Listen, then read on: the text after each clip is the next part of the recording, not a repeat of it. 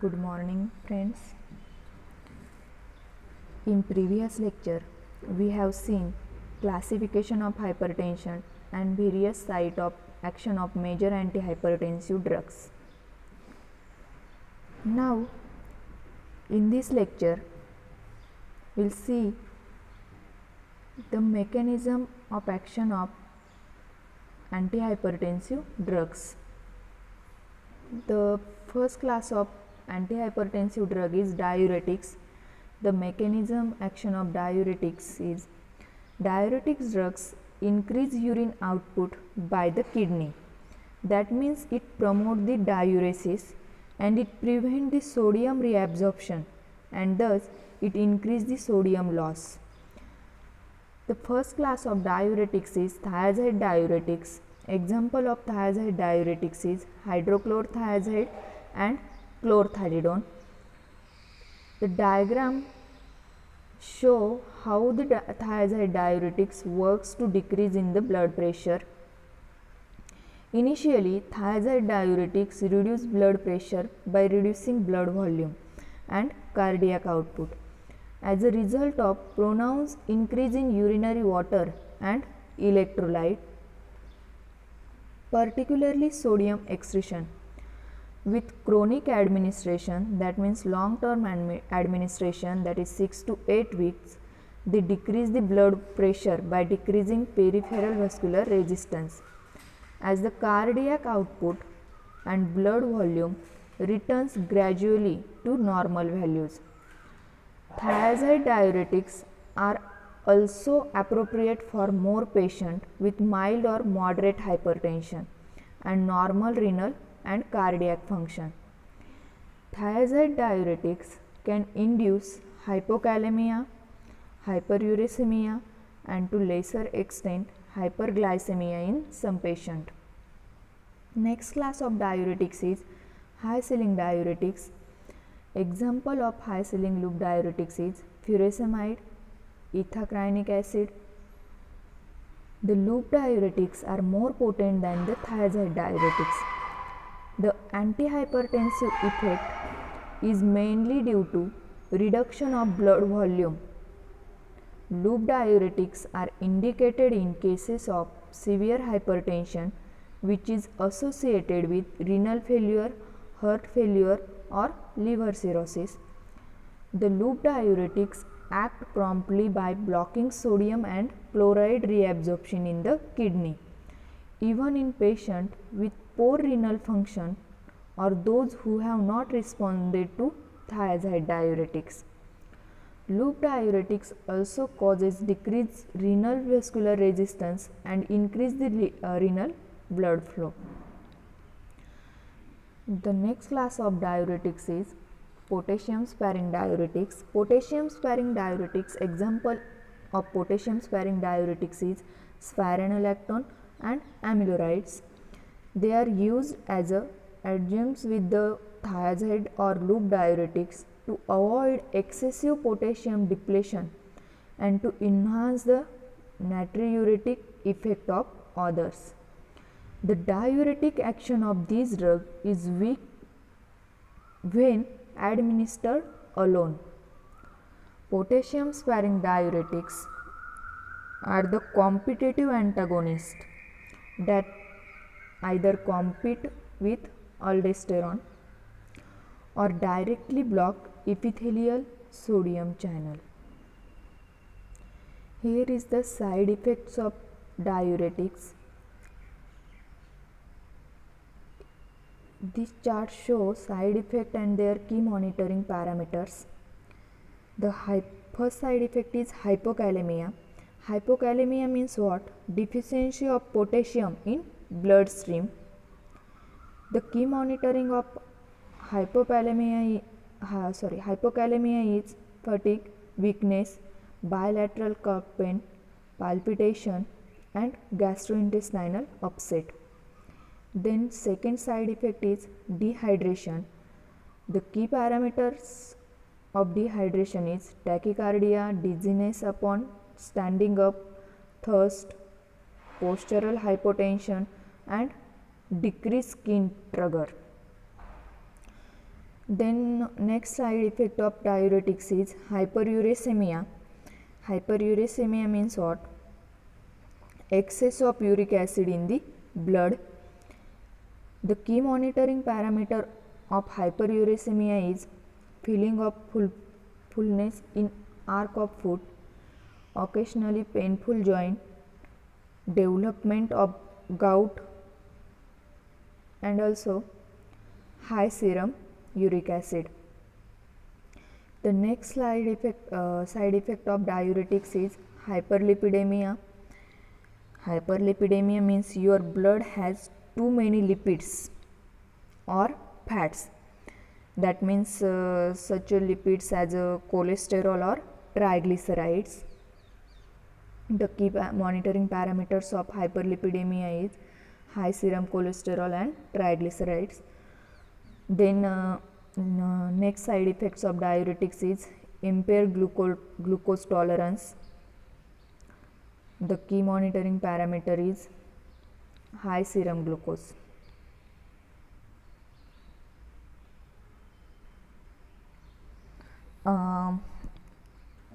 In this slide there is the following symptoms of patient at risk developing electrolyte imbalance: patient with vomiting, patient with diarrhea, elderly patient, patient with ascites due to liver cirrhosis, then patient with edema due to nephrotic syndromes, then patient receiving parenteral fluid therapy.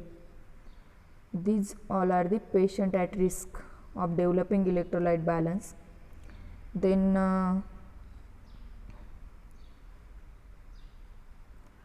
the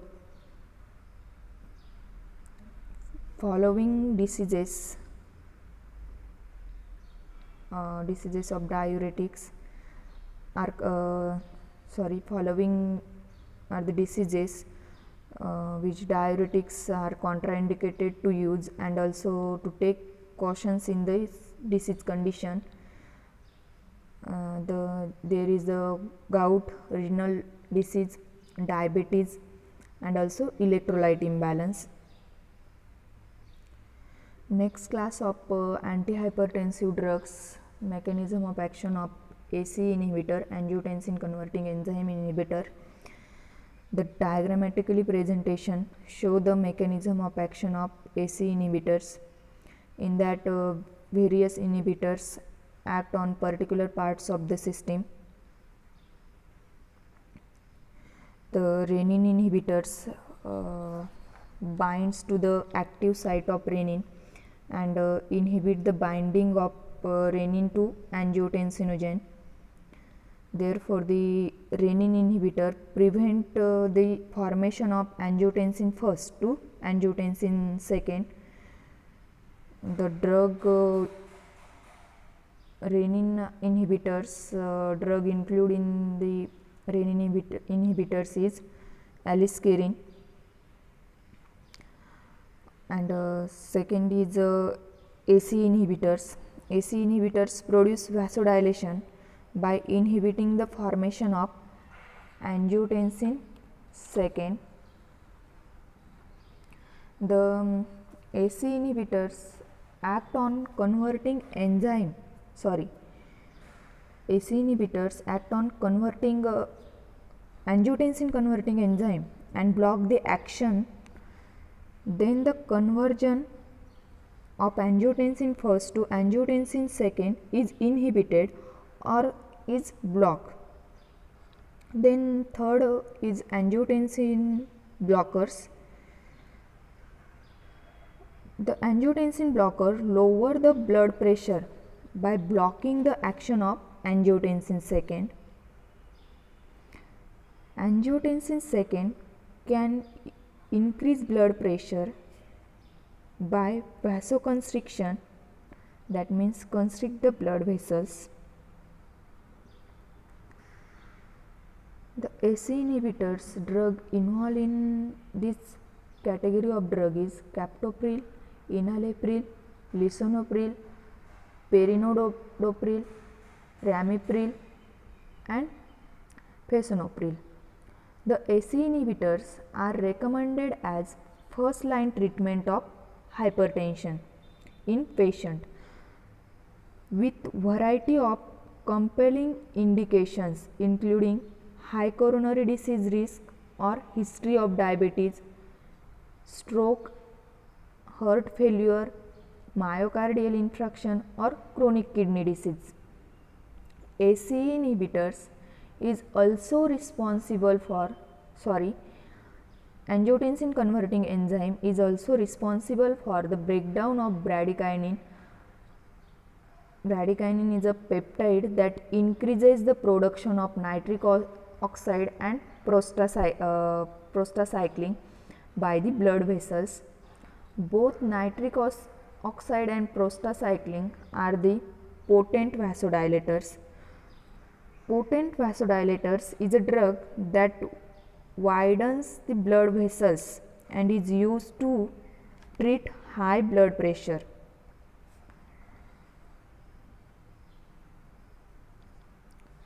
Also, potent vasodilator is also oxygen, nitric oxide, nitroprusside is also the potent vasodilators. Then ACE inhibitors decrease the formation of angiotensin II and increase bradykinin level. Then vasodilation is a result of decreased vasoconstriction, that means from diminished level of angiotensin II and enhance the vasodilation from increased bradykinin.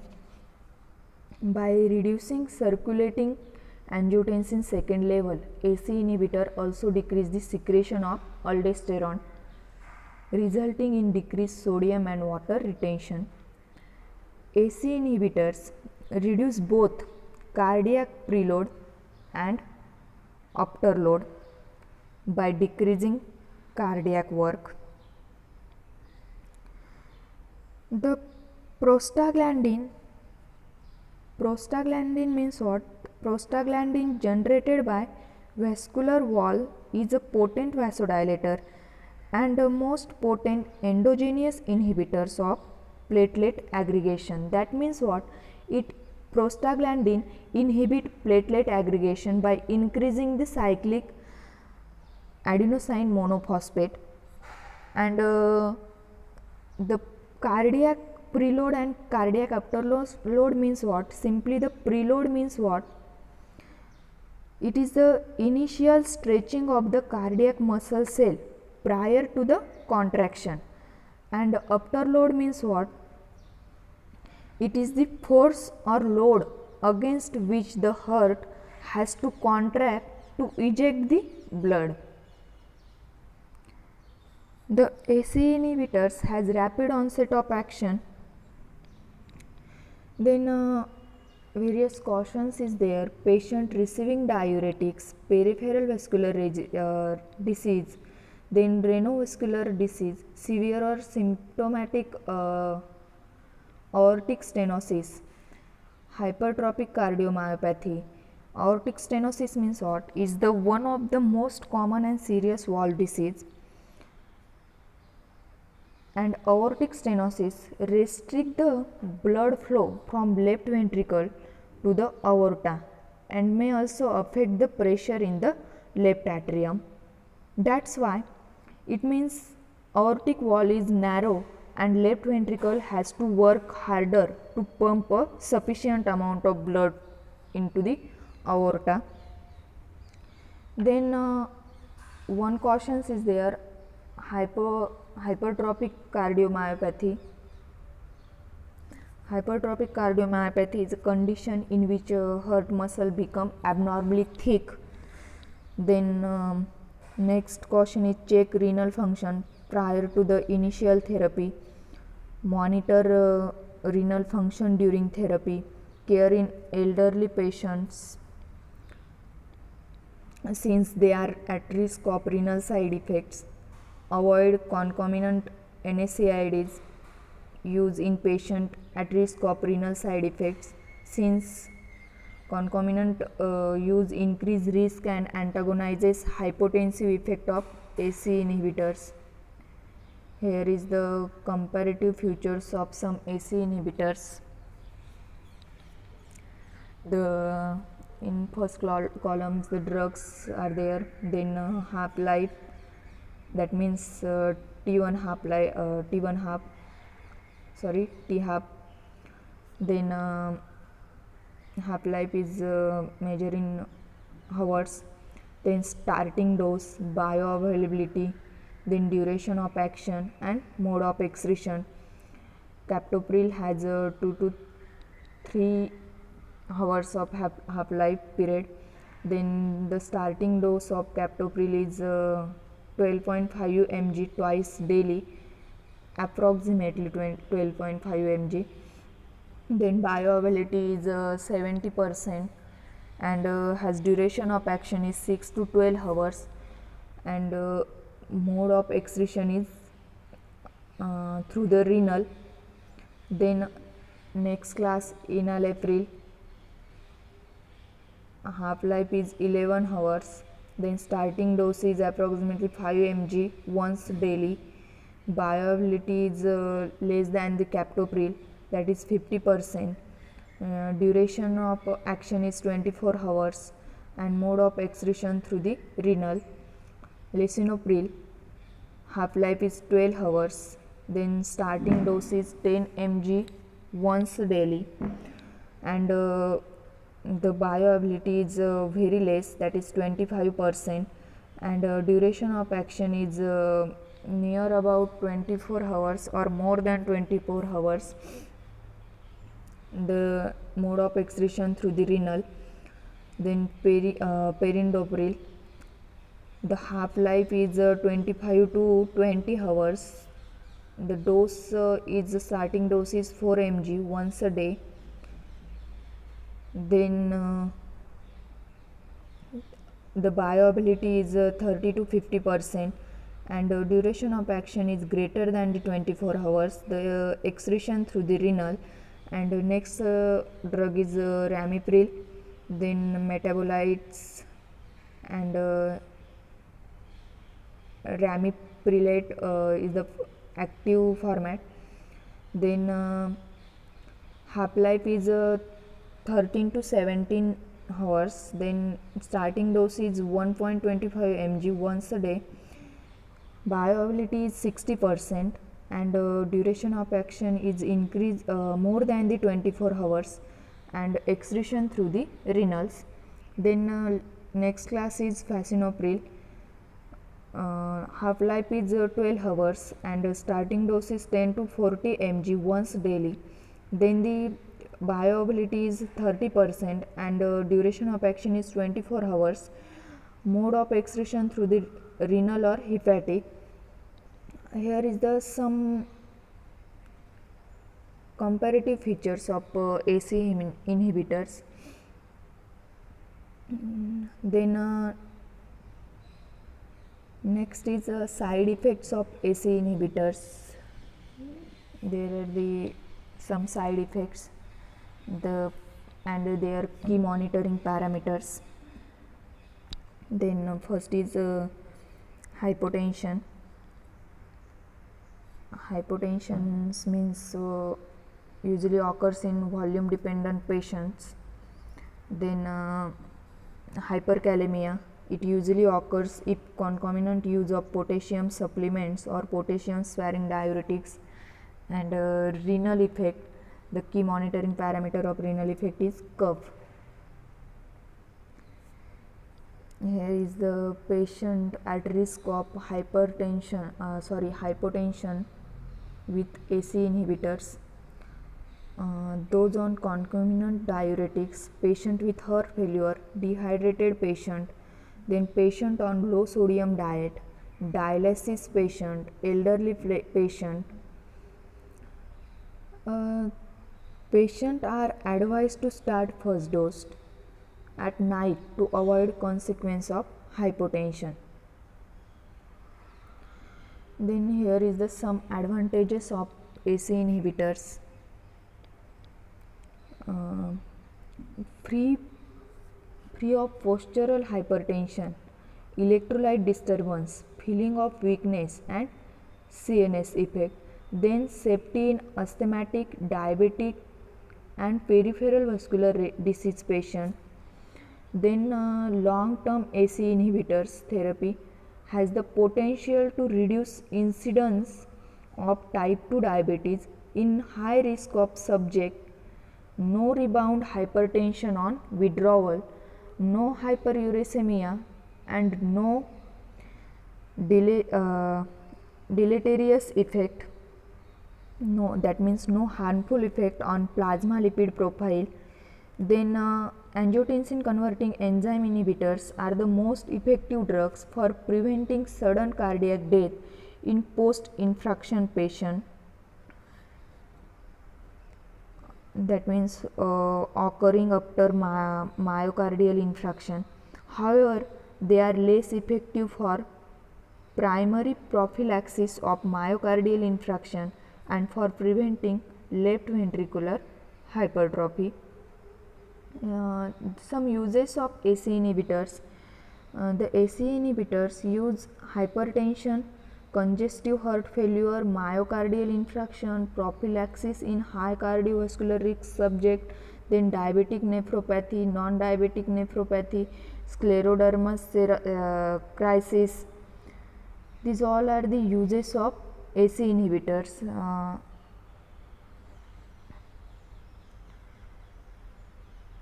In hypertension, ACE inhibitors are the first line drug in all grade of hypertension, but the angiotensin receptor blockers have now suppressed them in popularity. Then in congestive heart failure, ACE inhibitors causes both arterial and venodilation in congestive heart failure patients, reduce afterload as well as preload. And in myocardial infarction, long-term ACE inhibitors therapy reduce recurrent myocardial infarction. Then in prophylaxis in high cardiovascular risk subject, ACE inhibitors are protective in high cardiovascular risk subject even when there is no associated hypertension or left ventricular dysfunction. ACE inhibitors may improve endothelial function, and in diabetic nephropathy, prolonged ACE inhibitors therapy has been found to prevent or delay end-stage renal disease in both type 1 and type 2 diabetes mellitus. Then non-diabetic nephropathy, ACE inhibitors also used in non-diabetic nephropathy, it reducing proteinuria by decreasing pressure gradient across glomerular capillaries as well as by altering membrane permeability. Then it also used in scleroderma crisis, the marked rise in blood pressure and deterioration of renal function in scleroderma crisis is mediated by angiotensin II. Then ACE inhibitors also produce improvement and are life-saving in this condition. Then next class is angiotensin antagonist. Angiotensin antagonist or angiotensin receptor blockers. Example is losartan, candesartan, valsartan, telmisartan, olmesartan and irbesartan. The angiotensin receptor blockers lower blood pressure by blocking the action of angiotensin II, and this allows blood vessels to relax and widen and making it easier for blood flow. Their pharmacological effect of angiotensin receptor blockers are similar to those of ACE inhibitors. Angiotensin receptor blockers produce arterioles and venous dilation and block aldosterone secretion, and thus lowering blood pressure and decreasing the salt and water retention. Angiotensin receptor blockers do not increase bradykinin level, and used as a first line agent for the treatment of hypertension, especially in patients with compelling indication of diabetes, heart failure, or chronic kidney disease. And they do not inhibit breakdown of bradykinin, so less likely to causes the cup as a side effect. It used as a alternative therapy to angiotensin converting enzyme inhibitors. And the side effects is hypotension, dizziness, hyperkalemia is the side effects of ARBs. Then cautions is renal artery stenosis. Renal artery stenosis, in that renal artery stenosis, one or both of arteries leading to kidney becomes narrow and prevent adequate blood flow to the kidney. Here is the angiotensin second receptor antagonist half-lives and starting doses. Some drugs are there, losartan, talmisartan and valsartan, and their half-life and starting doses is there. Then next class is calcium channel blockers. Calcium channel blockers example is dihydropyridines, nifedipine, amlodipine. The calcium channel blockers lower blood pressure by preventing calcium from entering the cell of heart and arteries. And also calcium causes the heart and arteries to contract more strongly, and by blocking calcium channel blockers allows blood vessels to relax and open. That means they interfere with the opening and closing of calcium channel in cardiac, vascular and smooth muscle cells. The dihydropyridine causes peripheral vasodilation and have little direct effect on heart compared with verapamil and diltiazem. Then there is a rapid onset of action and should be avoided in patient with heart failure and reduce ejection fraction. The ejection fraction is the volumetric fraction, or simply is the percentage of blood that is pumped out of your heart during each beat, or also it is the volumetric fraction of fluid ejected from a chamber with each contraction. Okay, and the calcium channel blockers upon withdrawal may exacerbate angina. The side effects of calcium channel blockers is palpitation, flushing, edema, headache, dizziness. Then sustained release preparation or long acting drugs such as amlodipine are preferred to decrease risk of myocardial infarction. Then next class is beta adrenergic blocker. Beta adrenergic blocker example is propranolol, metoprolol, atenolol. Beta adrenergic blockers work by blocking the effect of adrenaline. Adrenaline is also called as epinephrine, is a hormone. Then beta blocker also helps to open up your veins and arteries to improve the blood flow. Beta adrenergic blocker are mild antihypertensives and do not sufficiently lower blood pressure in normotensive. In stage 1 cases of hypertensive patient, beta adrenergic blocker are used alone. The propranolol is a first beta blocker shown effective in hypertension and ischemic heart disease. Then it has now been largely replaced by cardioselective beta blockers such as metoprolol and atenolol. All beta adrenoreceptor blocking agents are useful for lowering blood pressure in mild to moderate hypertension, and in severe hypertension beta blockers are especially useful in preventing the reflex tachycardia that often result from treatment with direct vasodilators.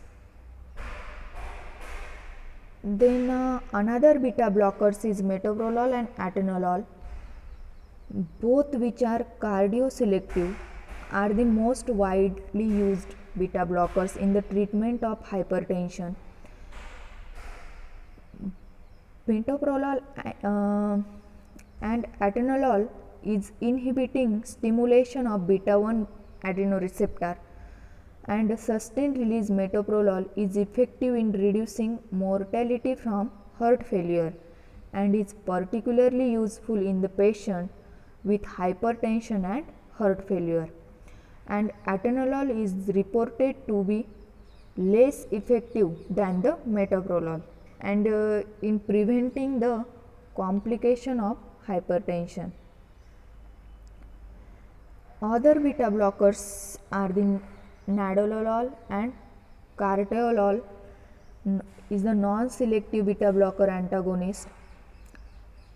Betaxolol and bisoprolol are beta 1 selective blockers.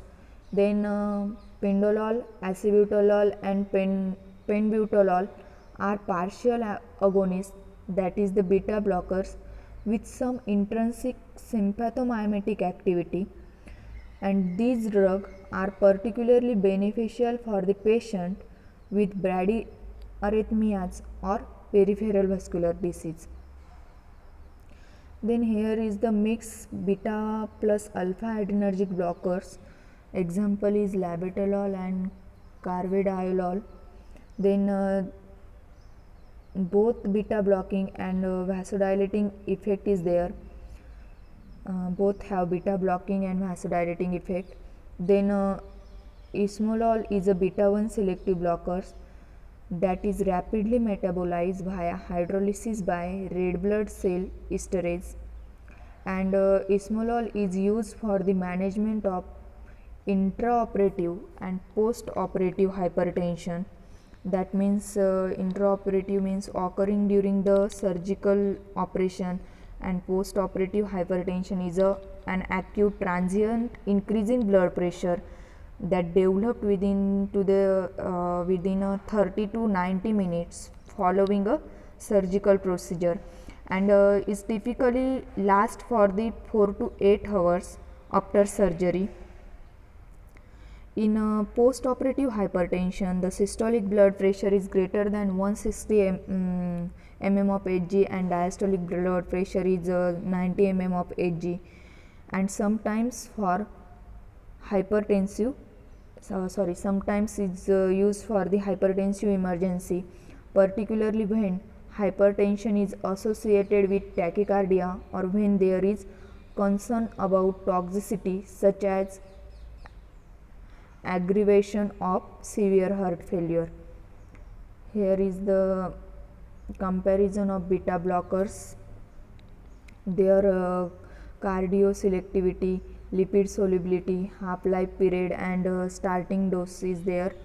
Then various cautions and contraindications is there. The contraindications and cautions are the asthma, COPD, chronic obstructive pulmonary disease, then peripheral vascular disease, Raynaud's phenomenon, then heart block, diabetes mellitus. These all are the cautions and contraindications. Here is the side effects of beta blockers. The side effects is and their key monitoring parameter is there. The side effects is coldness of extremities, then central nervous system. The key monitoring parameter is nightmares, then sedation, hallucination, then congestive heart failure. In that key parameter is dysphonia, orthophonia, weight gain, ankle edema, tachycardia, then bronchospasm. Key monitoring parameter is wheezing, then hyperglycemia. The key monitoring parameter is polyuria and polydipsia, polydipsia. Then hypoglycemia. The key monitoring parameter is increased sweating.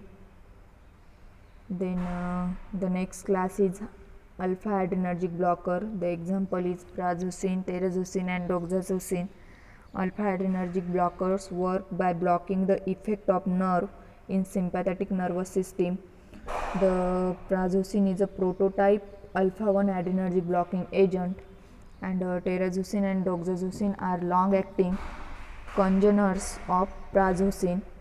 Alpha blockers reduce arterial pressure by dilating both resistance and capacitance vessels.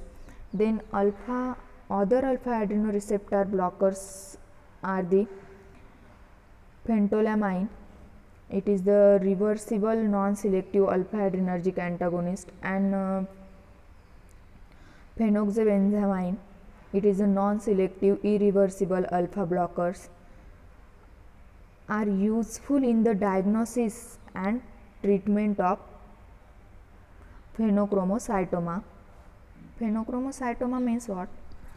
A hormone secreting tumors that can occur in adrenal gland. Then here is the next class, centrally acting adrenergic, that is the sympatholytic drugs. Example is clonidine and methyl dopa. The clonidine acts centrally as alpha-2 agonist to produce inhibition of sympathetic vasomotor centers and decreasing sympathetic outflow to the periphery. This leads to reduced total peripheral resistance and decreased blood pressure.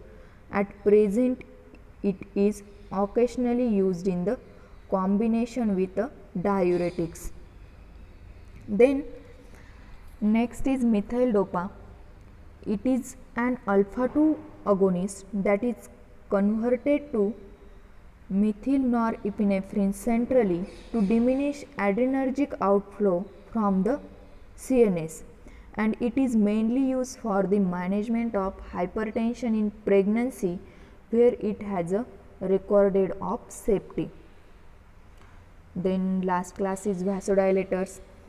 Hydralazine, dihydrolazine and also minoxidil are the example of vasodilators. These are not used as a primary drugs to treat the hypertension, and these vasodilators act by producing relaxation of vascular smooth muscle primarily in arteries and arterioles, and these result in decreased peripheral resistance. Vasodilated drugs relax the smooth muscle in blood vessels, which causes the vessels to dilate, or both agents produce relaxed stimulation of heart and resulting in the compensating reflex of increased myocardial contractility, heart rate and oxygen consumption. Hydralazine is a accepted medication for controlling blood pressure in pregnancy induced hypertension, and also this drug is used typically to treat male pattern baldness. Then direct renin inhibitors. Direct renin inhibitors, it is a selective renin inhibitors. Aliskiren is the example of direct renin inhibitors. It directly inhibits renin and thus acts earlier in the renin-angiotensin-aldosterone system than the AC inhibitors or angiotensin receptor blockers, and it also lowers blood pressure about as effectively as angiotensin receptor blockers and angiotensin converting enzyme inhibitors and also thiazides. But aliskiren should not be routinely combined with AC inhibitors or ARBs, and aliskiren can causes diarrhea especially at higher doses and can also causes cough and angioedema, but probably less often than AC inhibitors. And aliskiren is contraindicated during the pregnancy. Okay, here is the all mechanism action of antihypertensive drugs.